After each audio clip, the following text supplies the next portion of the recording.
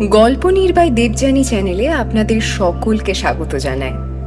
আজকের গল্প শরৎচন্দ্র চট্টোপাধ্যায়ের লেখা অন্তর্যামী। গল্প পাঠে এবং গল্পের সূত্রধার আমি দেবযানী, এবং ভীমচন্দ্রের ভূমিকায় অভিনয় করেছেন সমরজিৎ জানা। চলুন তবে গল্প শুরু করা যাক। ভীমচাঁদ নিজের বাঁ হাতটার উপরে সজোরে ডান হাত দিয়ে একটা চাপড় মেরে তার ষোড়শী স্ত্রীর কাছে আস্ফালন করে বলে ওঠে, ওগো, মানুষের চোখের দিকে চেয়ে যদি তার মনের কথা জানতেই না পারলাম, তাহলে চোখ দুটো রেখে লাভটা কি শুনি? আর তুমি জেনে রাখো, আমাকে ফাঁকি দেওয়া না এত সোজা কথা নয়। এই শুনে তার স্ত্রী বিনোদিনী ভীষণ রেগে গিয়ে বলে ওঠে, হ্যাঁ হ্যাঁ, ওই অহংকারেই তুমি মাটি হলে। বরং আমি তো বলি, তোমাকে ঠকানোর চেয়ে সোজা কাজ আর এই পৃথিবীতে দুটো নেই। ভীমচাঁদ অবশ্য এসবে পাত্তা দেয় না। সে অবজ্ঞার স্বরে হেসে উঠে বলে,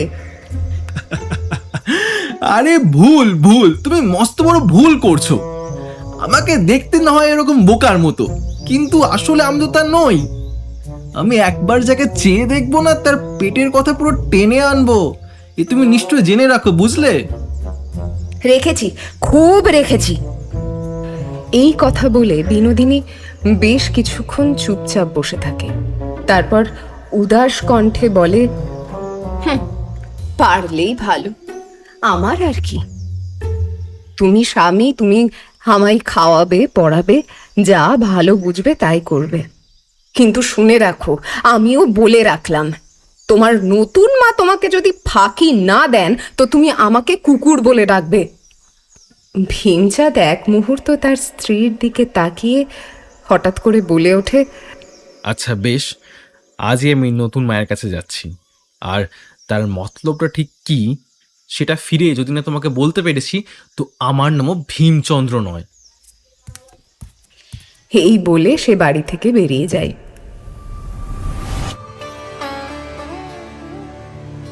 এবার একটু গোড়ার কথায় আসি। ভীমের বাবা শিবদাস বাবু বেশ সঙ্গতিপন্ন লোক। তার স্ত্রী 6 বছরের এই শিশু ভীমকে রেখেই মারা যান। তারপর অবশ্য শিবদাস তার এই স্ত্রী বিয়োগের ব্যথা বেশি দিন সহ্য করতে পারেনি। সেই মাসের শেষেই সে এক দরিদ্র বিধবার বয়স্কা কন্যা সুখদাকে বিয়ে করেন, এবং মা মেয়ে দুজনেই এই সংসারে সুপ্রতিষ্ঠিত হন। অতঃপর নিরতিশয় দুরন্ত এবং অবাধ্য ভীমকে সংসারে রাখা এক প্রকার অসম্ভব হয়ে ওঠে। তাই ভীমের মামার বাড়ির লোকজন এসে ভীমকে তাদের সঙ্গে নিয়ে যায়। সেখানেই ভীম বড় হয়ে ওঠে। তারপর যথা সময়ে বিয়ে দিয়ে তাকে পাটের কাজে নিযুক্ত করেন তার মামার বাড়ির লোকেরা। এরপর বেশ কয়েক বছর কেটে গেছে। বছর 3 আগে ভীমচাঁদ তার স্ত্রী বিনোদিনীকে নিয়ে তার নিজের বাবার কাছে আসে। কিন্তু এবারেও তাদের আর একসাথে থাকা হলো না। বিনোদিনীর সঙ্গে সুখদা আর তার মায়ের, আর ভীমের সঙ্গে সুখদার 3 ছেলের বনিবনা তো কোনোভাবেই হলো না। ভীমের সঙ্গে সুখদার 3 ছেলের বনিবনা না হওয়ায় শিবদাস তাকে স্পষ্ট কথাতেই বলে দিলেন যে একসাথে থাকা হবে না, বরং তারা যেন আলাদা বাসা ভাড়া করে থাকে।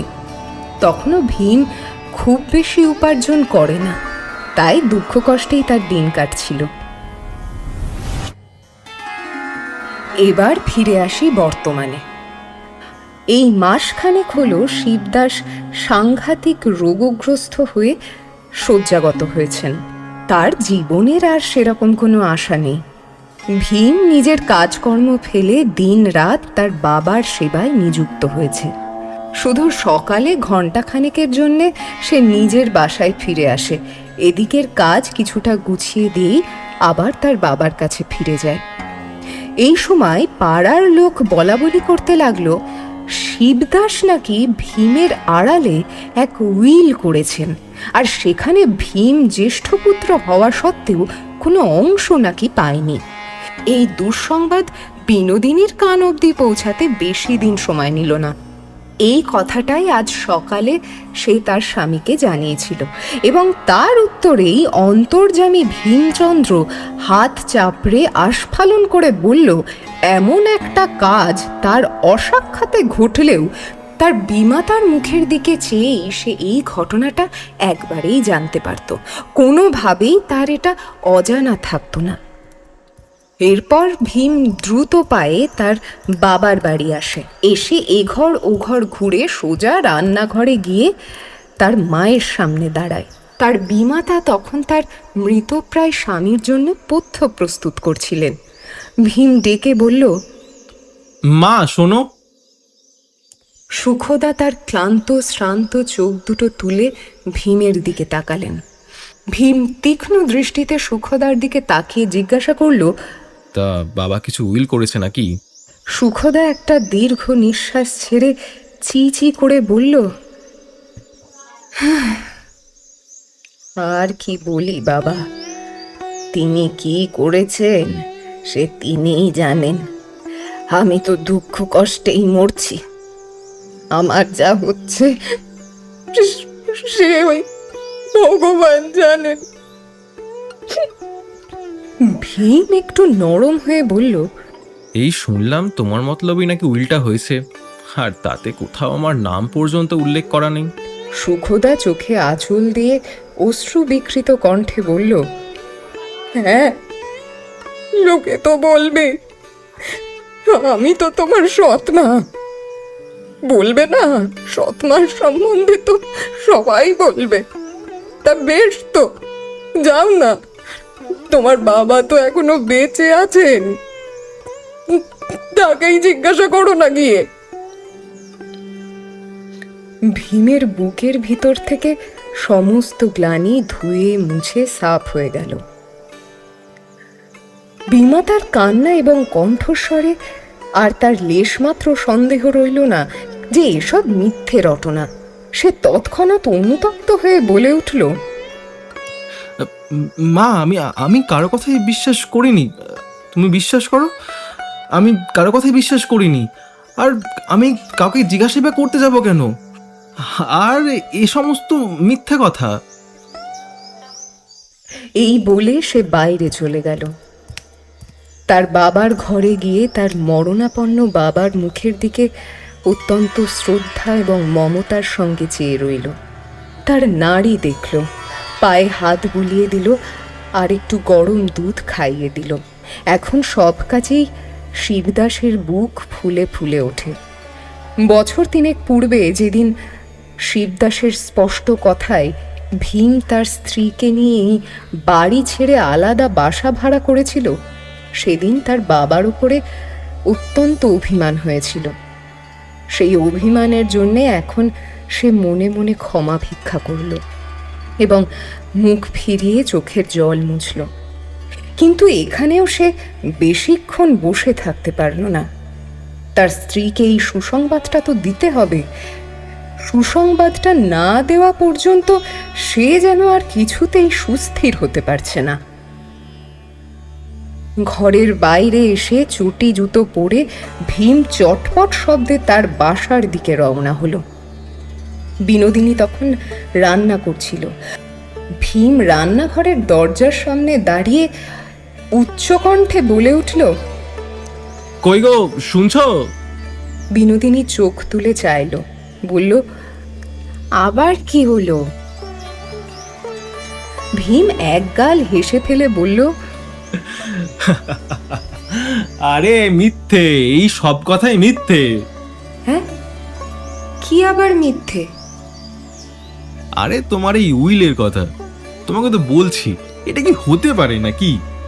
সারাদিন তো আমি এই বাড়িতেই আছি, আর আমাকে এই ভীমচন্দ্রকে কে ফাঁকি দেবে শুনি? আমি জানতে পারলুম না, আর জানলে যতই পাড়ার লোকে। বিনোদিনী স্বামীর কথা বিশ্বাস করল না, প্রশ্ন করল, তা তুমি কি জেনে এলে সেটা বলো না? ভীম তেমনি আস্ফালন করে বলল, আরে জেনে আসলাম যে এই সব কিছু মিথ্যে। একটা সম্ভব অসম্ভব বলে তো ব্যাপার আছে নাকি? আর এটা কি হতে পারে? আমাকে আমাকে ফাঁকি দেবে আর আমি জানবো না?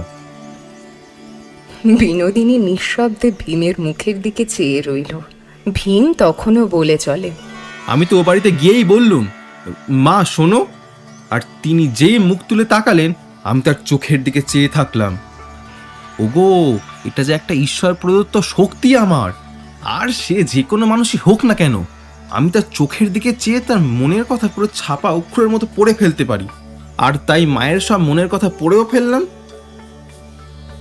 বিনোদিনী সবটুকু শোনার পরে একটা নিঃশ্বাস ফেলল, বলল, হ্যাঁ তা বেশ করেছ। আমি ভাবলাম এই বুঝি তুমি সত্যিই কিছু জেনে এসেছো। ভীম এই কথা শুনে ভয়ঙ্কর রকম উত্তেজিত হয়ে জবাব দিল, আরে এরপর আর সত্যিটা কি হবে শুনি? উইল হলো, আমি জানলুম না, মা জানলেন না, আর এখানে বসে শুধু জানলে তুমি। মা তো আমার কেঁদে কেঁদে বললেন, বাবা আমি কি সৎমা বলে এসবের পরে আর কি চাও তুমি? বিনোদিনী আর তর্ক করল না। সে তার স্বামীকে খুব ভালো করেই চিনত, সঙ্গে তার সৎ মাটিকেও বেশ ভালো রকমই চিনেছিল। এসবের পরে বিনোদিনী তাই মৃদু স্বরে বলল, হলেই ভালো, আমার আর কি। আচ্ছা যাও, তুমি যাও তো, এখন স্নান করে এসো, আমার রান্না হয়ে গেছে।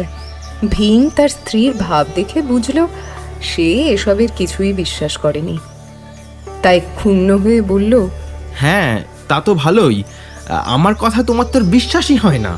বিশ্বাস তো হয় যত পরের কথায়। আচ্ছা, তখন না হয় টের পাবে, কিন্তু আমি তখন খেতে পারবো না, আর আমাকে এক্ষুনি ফিরতে হবে যে। এই বলে ভীমচাঁদ যেমন করে এসেছিল তেমন করেই চটি জুতার পটাপট শব্দ করে বাইরে বেরিয়ে গেল। এর মধ্যে তার বাবা শিবদাস মারা গেলেন। পিতৃশ্রাদ্ধ ভীমচাঁদ মহা আড়ম্বরেই সম্পন্ন করল। সদ্য বিধবা সুখদা কেঁদে কেটে জানায় যে লোহার সিন্ধুকে কিচ্ছুটি নেই। ভীমচাঁদ জ্যেষ্ঠ পুত্র, তাই সমস্ত কর্তব্য তারই করা উচিত। সেই মতো ভীমচাঁদ তার বউয়ের সমস্ত গয়না বন্ধক দেয় এক পাটের ব্যবসায়ীর কাছে। তার কাছ থেকে 2000 টাকা সুদে ধার করে সমস্ত ব্যয়ভার নিজেই বহন করে। শ্রাদ্ধ শেষে রেজিস্ট্রি করা উইলটা বাইরে আসলো। উকিল সর্বসমক্ষে উইলটা পড়ে শোনালেন। তাতে শিবদাসবাবু দ্বিতীয় পক্ষের 3টি ছেলেকেই সমস্ত বিষয় সম্পত্তি 3 সমান ভাগে দিয়ে গেছেন। আর কে পড়ে রইল? ভীমচাঁদ। জ্যেষ্ঠ পুত্র হওয়া সত্ত্বেও ভীমচাঁদের ভাগ্যে এক কানা করিও জুটল না।